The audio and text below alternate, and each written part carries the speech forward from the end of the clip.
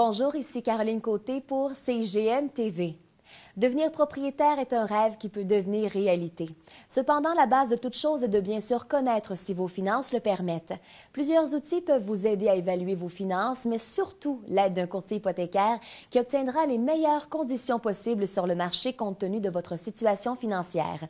Pour nous éclairer, CIGM TV rencontre Christine Lemieux, vice-présidente adjointe aux ventes et courtier hypothécaire agréé chez Multiprêt Hypothèque. Christine Lemieux, courtier hypothécaire agréé. Bonjour Christine. Bonjour. Merci d'être avec nous aujourd'hui. Tout d'abord, une question qui nous intéresse d'emblée. La capacité d'emprunt d'un futur acheteur, comment on peut la calculer?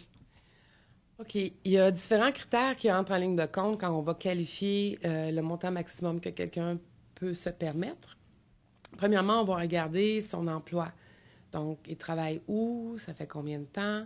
C'est quoi ses revenus? C'est ça qui nous intéresse. Parce que vous allez voir tout à l'heure dans la qualification, on a besoin de savoir c'est quoi les revenus bruts de la personne.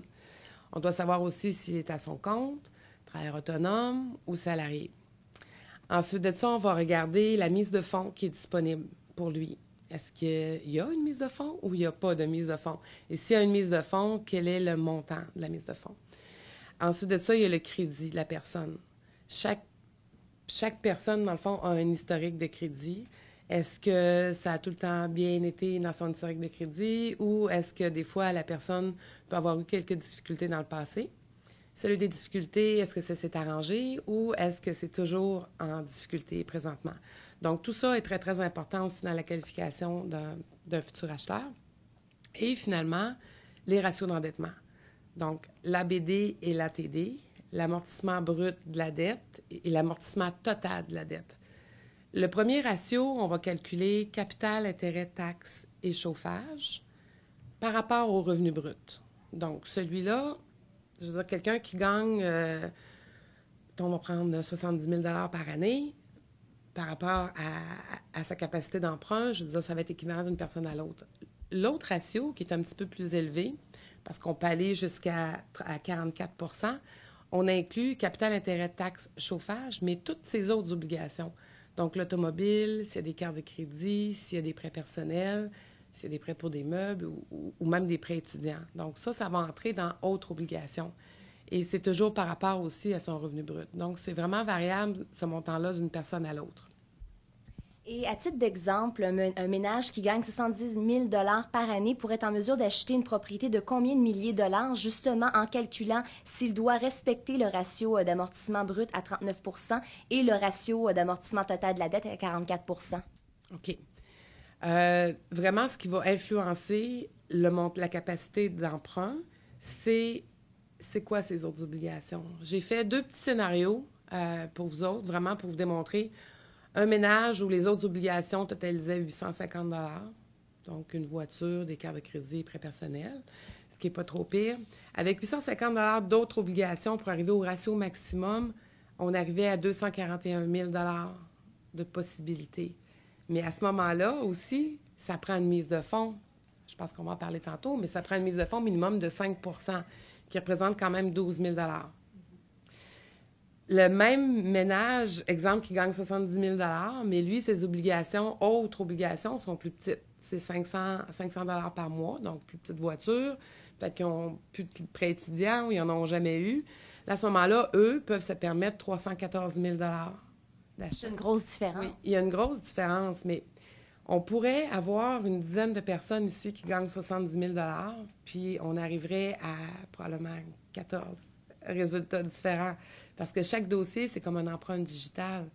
Il y a l'historique de crédit, que je parlais tantôt aussi. Si l'historique de crédit est très, très bon, on peut aller au ratio maximum. OK? Comme je vous disais tantôt, 39-44 avec un très bon historique de crédit. S'il y a eu des petits problèmes au niveau de son crédit, à ce moment-là, c'est 35-40. Donc, c'est sûr que tout dépendant des entrevues qu'on va avoir avec les différentes personnes, tout dépendant de leur situation propre à eux, les montants vont varier. Puis toujours, en bout de ligne, c'est est-ce qu'ils ont la mise de fonds correspondant au montant auquel ils pourraient avoir droit. Et si je peux me permettre un commentaire, trouvez-vous pas que 39-44, ce sont des ratios quand même assez élevés? Devrions-nous pas être un peu plus prudents et descendre un peu ces ratios-là? Oui, effectivement, c'est des ratios qui sont assez élevés, en plus que c'est calculé sur le revenu brut de la personne. Comme on sait, tout le monde paye des impôts. C'est pas ce qui nous reste dans nos poches en bout de ligne. Oui, c'est des ratios qui sont élevés. Mais on tient compte des autres obligations de la personne aussi quand on le fait. Et c'est sûr qu'on va recommander peut-être d'aller un petit peu plus bas. Oui, oui, parce que c'est sûr que de qualifier les gens à leur maximum comme ça, là, les taux présentement sont très bas historiquement parlant. Si dans 5 ans, à leur renouvellement, les taux s'avéraient d'être plus élevés pour avoir une certaine difficulté, oui. Et vous parliez de mise de fonds tout à l'heure. Est-ce que c'est possible de donner aucun montant ou il y a une loi qui dit que c'est le 5 qui domine? C'est le 5 de mise de fonds. Ça, c'est la règle générale. Mais il y a un programme auprès d'un assureur, qui est la SCHL, qui s'appelle le multisource. Le programme multisource, la mise de fonds peut provenir de diverses sortes. Parce que j'avais oublié de vous mentionner tantôt, quand on parlait de la mise de fonds, normalement, elle doit être prouvable. En dehors du multisource, si j'ai 5 il faut que je prouve que c'est à moi, c'est dans mon compte de banque depuis un certain bout de temps, puis bon, donc je l'ai économisé. Mais dans le multisource, l'argent peut provenir d'un prêt que j'ai fait. Ça peut provenir d'une remise en argent d'un prêteur. Donc, la remise en argent d'un prêteur peut servir de mise de fonds. Donc, à ce moment-là, je n'ai pas nécessairement besoin d'avoir une mise de fonds. Mais si je fais ça, si je prends la remise en argent du prêteur pour finalement débourser la mise de fonds chez le notaire, le taux d'intérêt va être plus élevé.